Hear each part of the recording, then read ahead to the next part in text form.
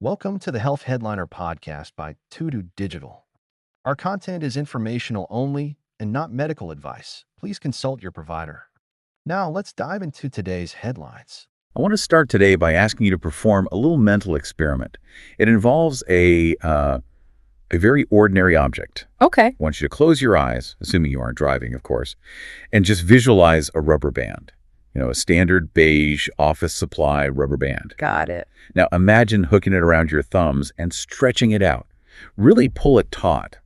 Feel that tension building up in the material. You can almost hear the fibers straining. Exactly. Yeah. Now, in your mind, let one thumb go. Snap. Snap. Yeah. That immediate, almost violent return to its original shape, that recoil, that is, in essence, the engine of your vascular system. It's something we take for granted. We really do. We tend to think of the heart as the only thing doing the work, pumping blood like a piston. But the reality is that your aorta, the main pipe coming out of the heart, it's not a rigid steel tube. It's a living rubber band. And that creates a phenomenon that physicists and physiologists call the Windkessel effect. The Windkessel effect. I love that term. It sounds like something from a steampunk novel. It's actually an old German engineering term. It translates roughly to air chamber. In the 1800s, fire engines used these air chambers to turn the sort of pulsing pump of water into a continuous stream. Ah, okay. Your aorta does the exact same thing. When the heart beats, it pushes a massive volume of blood out. The aorta stretches to accept it, storing all that kinetic energy in its walls. Then, while the heart is resting between beats, the aorta snaps back. It recoils, and that stored energy is what pushes the blood forward all the way to your brain and your toes. So without that elasticity, without that snap, our blood flow would be just stop-and-go traffic. It would be worse. Your blood pressure would be absolutely catastrophic. It would skyrocket when the heart beats and then just plummet to near zero when it rests. Your organs would be hammered by pressure and then starved of oxygen, 60 to 80 times a minute. Which brings us to the really terrifying question we're grappling with today. What happens when the rubber band loses its snap? What happens when that elasticity is literally written out of your genetic code? It's a devastating proposition because biologically speaking, the body does not handle that loss of elasticity gracefully at all. It panics. As we're going to see, it tries to fix a mechanical problem with a cellular solution, and that is where things go tragically wrong. So it's not just that the vessel gets floppy. It's that the body triggers this chaotic construction project inside the artery wall to compensate. And that construction project ends up blocking the very blood flow it's trying to protect. Precisely. Today, we're doing a deep dive into a condition called Williams-Beuren Syndrome. It's a rare congenital condition. And for a long time, the heart defects that come with it were considered something you just had to manage with a scalpel. I mean, it was a structural defect, so the thinking was you fix it structurally. But that whole narrative has just shifted dramatically in the last week. We're looking at a brand new study coming out of Yale University, specifically the Grief Lab, published just days ago in Nature Cardiovascular Research on January 23, 2026. And this isn't just another descriptive paper telling us what the disease looks like. This is different. They've identified a specific villain in the cellular machinery. A villain? And this is the crucial part. They found an enzyme that, when it's mismanaged, fundamentally changes the architecture of the heart's main artery. It literally changes the blueprint. And the reason we are talking about this, even if you, the listener, don't know anyone with Williams-Beuren Syndrome, is the massive so what factor here. This discovery traces the path from a missing protein to a life-threatening heart condition, sure. But the researchers believe this very same enzyme might be the key to unlocking treatments for the world's biggest killers. We're talking about atherosclerosis, coronary artery disease, the things that affect millions of us. That really is the beauty of this kind of research. You pull on a single thread in a rare disease, and you find it's connected to the entire tapestry of human cardiovascular health. Okay, so let's unpack this. We have a missing protein, a panicked artery, and a rogue enzyme.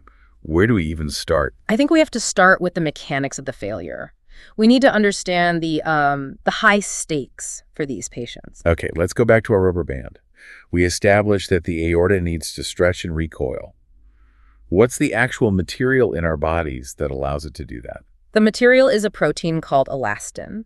It's very appropriately named. It provides the elasticity to your tissues, not just your arteries, but your skin, your lungs too. But here is a fact that always blows my mind about it. Go on.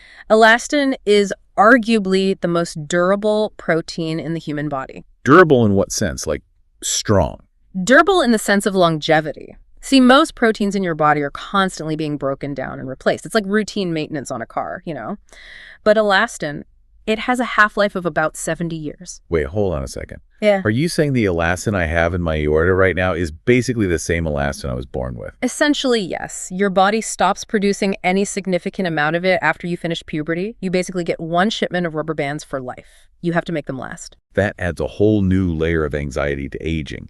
But for people with Williams-Beuren syndrome, that shipment, it never arrives in full, right? That's exactly right. Williams-Beuren is a genetic disorder. It's caused by what's called a microdeletion on chromosome 7. A tiny little chunk of DNA is just missing. And unfortunately, that chunk contains the ELN gene, which is the instruction manual for building elastin. So they're building the highway, but the supplier for the asphalt just didn't show up. They have an elastin deficiency. The vessel wall is built, but it lacks that critical recoil. And this leads to the primary cause of death and illness in these patients.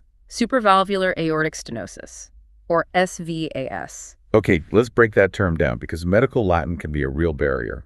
Supravalvular Just means above the valve. and stenosis is just medical speak for a narrowing or a blockage. Yes. So imagine you're driving on a 4-lane highway. Traffic is moving smoothly. Then, right after you pass through the toll booth, which in this case is the aortic valve, the highway suddenly merges into a single lane. An instant bottleneck. Complete chaos. Exactly. That's stenosis. It's an obstruction. And in this case, it happens right at the root of the aorta. Because the vessel lacks elastin, it just can't handle the mechanical stress of the blood pumping through it. And this is where I want to introduce a bit of sort of cognitive friction, because this part always frustrates me about biology. We talk about evolution being this perfect design around survival of the fittest and all that. Sure, in broad strokes.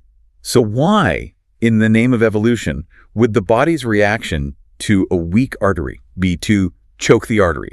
That seems incredibly stupid. It's like saying, oh, this hallway is too narrow, let me stack a bunch of bricks in the middle of it. How does that possibly help survival? It is a fantastic question. And you're right, on the surface, it looks completely suicidal. Why block the flow?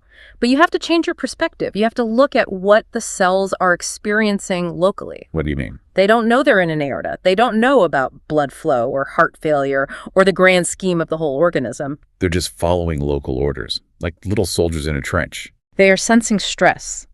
Physics tells us that if a tube is weak and the pressure inside is high, the wall tension increases dramatically. When that elastin is missing, the wall feels wobbly. It feels structurally unsound. The mechanical strain on the individual cells goes through the roof. And their programming says? High stress equals danger of rupture. We need to reinforce the wall immediately. I see. So they're not trying to block the artery. They're trying to prevent a blowout. They're trying to stop the artery from exploding. Exactly. They are thickening the wall to stop it from bursting. They prioritize structural integrity over flow capacity. It's a very short-term fix that leads to a long-term disaster. The cells inside the wall, specifically the smooth muscle cells, they receive the signal that something is fundamentally wrong. And they stop just sitting there doing their job. And they start proliferating. They multiply. They go wild. It leads to this condition called hypermuscularization. The wall of the aorta gets thicker and thicker, layer upon layer of muscle. But because the aorta is a tube, that thickness has to go somewhere. It grows inward. It encroaches on the hollow space, the lumen where the blood needs to flow. The reinforcement becomes the blockage. It's a tragic biological irony. The repair attempt is what causes the failure. It really is. So up until now, what could doctors do about it? If you have a child with Williams-Beuren and they develop this stenosis, what's the treatment? Very, very little, unfortunately. That's the heartbreaking part of the current landscape. There are 0 pharmaceutical options. There is no pill you can take to stop this muscle growth. 0 in 2026. None approved. The only option is surgery. And while surgery can work for some patients, think about the geometry here. You're trying to widen a major artery that is, structurally unsound to begin with. It's incredibly difficult. And I imagine not all types of stenosis are even fixable that way. Not at all. Not all types are easily correctable with a scalpel. And if you can't fix it, it leads to congestive heart failure. The heart just works harder and harder and harder to push blood through that tiny opening until the muscle just gives out. That sets the stage perfectly for why this Yale study is such a massive deal. We knew what was happening. The smooth muscle cells were going crazy, but we didn't really know why. We didn't know what was pulling the trigger. We were missing the starting gun, so to speak. Scientists knew that if you lack elastin, you get this smooth muscle growth. But the black box in the middle, the molecular signal that connects low elastin to grow more muscle, that was a complete mystery. It's like finding a crime scene with a body and a weapon, but you have no idea who actually ordered the hit? Precisely. And that is what Dr. Daniel Grief and his team at Yale set out to solve. They wanted to understand the specific driver of this accelerated proliferation of smooth muscle cells. So how do they do it? You can't exactly experiment on human children. No, absolutely not. They used mouse models, specifically mice that are genetically engineered to have the exact same elastin deficiency as humans. They call them L-mutant mice. And these mice get the same condition? They develop the exact same stenosis, yes. It's a very reliable model. Okay, so they have their model. What did they find? What's the headline? They identified a specific enzyme, Sphingosine Kinase 1. Sphingosine Kinase 1. Okay, now, I know our listeners hear kinase and their eyes might just glaze over. It sounds like high school chemistry trauma. It does have that effect. So let's break this down. What is a kinase, generally speaking? Let's demystify the word. In the cell, a kinase is just a mover and a shaker. Its entire job is to take a little packet of energy, usually something called a phosphate group, and stick it onto another molecule. Like slapping a battery pack onto a toy. That is a great analogy. It energizes things, it activates them, it turns them from off to on. So why is this specific kinase the big news here? It all comes down to timing, and this is a really crucial concept in developmental biology. And see, previous research, even research by Dr. Grief's own team, had looked at this problem before. They had found other pathways that were messed up in these arteries. Yeah. They found issues with a pathway called NOTCH3 and another one involving a gene called integrin beta 3. Okay, so they had suspects already. Why wasn't that the answer? Because when they looked closer, when they looked at the timeline of development, they realized those changes, the NOTCH3 and the integrin issues, they happened later in the process. Ah, so they were symptoms, not the cause. They were downstream effects. They were the smoke, not the fire. I see. So if you treat the smoke, you're not actually putting out the fire. You need to find what sparked it in the first place. Exactly. And that is what this new study establishes. They found that the activity of sphingosine kinase 1 is altered early, very early in the developmental process. It changes before all those other markers do. So Dr. Grief calls this a node. That's an interesting way to describe an enzyme. It implies a central command center, a hub. If sphingosine kinase 1 is the node, it means it's the decision maker. It is the first domino. Because it appears so early, the researchers believe it's what's driving the downstream changes in NOTCH3 and everything else. It's the thing that dictates the future of that vessel wall. That's the theory. It's the master switch. So if you can control the node, you can control the outcome. If you can stop that first domino from falling, the rest don't fall. I want to really visualize this pathway because the study provided this schematic that lays out the chain reaction just beautifully. I want our listeners to imagine they are shrinking down to the size of a molecule. We're standing inside the wall of a developing aorta. It's warm, it's pulsing. Let's do it. It's a fascinating and really elegant cascade of events. Okay, so scenario A. We are in a healthy, wild-type aorta. Everything is normal. We see the protein elastin forming this structure all around us. What is elastin doing to the cells? In a healthy aorta, elastin does more than just stretch. It acts as a signaling dampener. It actively suppresses a transcription factor called EGR1. A transcription factor? That's like a foreman on a construction site, right? He holds the blueprints and shouts the orders? That's a perfect way to put it. EGR1 is a manager that wants to order construction. But in a healthy artery, elastin is constantly telling it, no, we're good, sit down, be quiet. It keeps it in check. Okay, so elastin keeps the manager, EGR1, quiet. Right. And because EGR1 is quiet, it doesn't order the production of our main character, sphingosine kinase 1. So the levels of that enzyme remain very low. And because that enzyme is low, the smooth muscle cells remain quiescent. Quiescent. I love that word. It just means they're chilling. They aren't dividing. They're just maintaining the wall. Exactly. They're dormant. That is a healthy, stable artery. Now let's switch to scenario B. The Williams-Beuren aorta. The mutant aorta. The elastin is gone. The dampener is removed. Suddenly, that transcription factor, EGR1, the foreman, wakes up, he looks around, sees the elastin is missing, and he just starts screaming orders. He becomes highly, highly active. And his first order of business is to activate the gene for Sphingosine Kinase 1. So the factory starts churning out this enzyme. Tons of it. And this is where the key chemical reaction happens. Sphingosine Kinase 1 finds a raw material called sphingosine, which is just a lipid, a type of fat molecule sitting around, and it converts it. It slaps that phosphate battery pack on it. Turning sphingosine into Sphingosine 1-phosphate, or S1P. And S1P is the messenger. S1P is the Paul Revere. It is an incredibly potent signaling molecule. It floats out of the cell or to the cell membrane and finds its lock, the S1P receptors. Once S1P binds to those receptors, the message is delivered loud and clear to the cell's nucleus. Proliferate, grow, divide, right now. And that's the chaos. The smooth muscle cells stop being quiescent, they just go into overdrive. They enter a state of accelerated proliferation. This is what leads to that hypermuscularization we talked about. The wall thickens, the lumen narrows, and you get stenosis. All because that first sphingosine kinase 1 was allowed to spike. It's incredible how mechanical it is. It's a factory line. You remove one supervisor of the elastin, and the whole line starts producing the wrong product, too much muscle. It is. But the schematic shows a third scenario, right? And this is the one that really matters for the future. The intervention. The drug connection. The diagram mentions something called PF543. What is that? PF543 is a chemical inhibitor. It's a molecule that was designed specifically to block sphingosine kinase 1. How does an inhibitor like that work in this context? Think of it like putting gum in a keyhole. Or, a better analogy might be, it sabotages the machine that puts the battery packs on. PF543 binds directly to the sphingosine kinase 1 enzyme and prevents it from doing its job. It stops it from converting sphingosine into S1P. So in their experiment, they have the elastin deficiency. The foreman EGR1 is still screaming, build.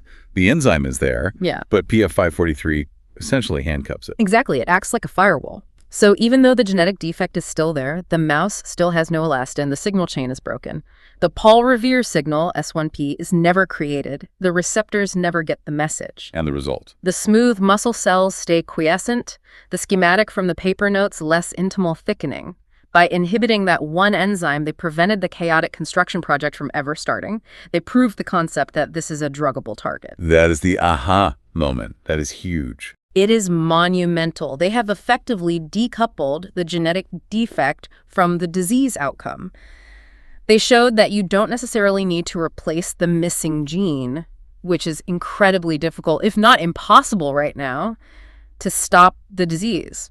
You just need to interrupt the conversation the cells are having. That's it. You just need to stop them from panicking. And that leads us perfectly into the implications of all this, because we started by saying there are no medications for this. It's surgery or nothing. And that is why this is potentially revolutionary for the Williams-Beuren community.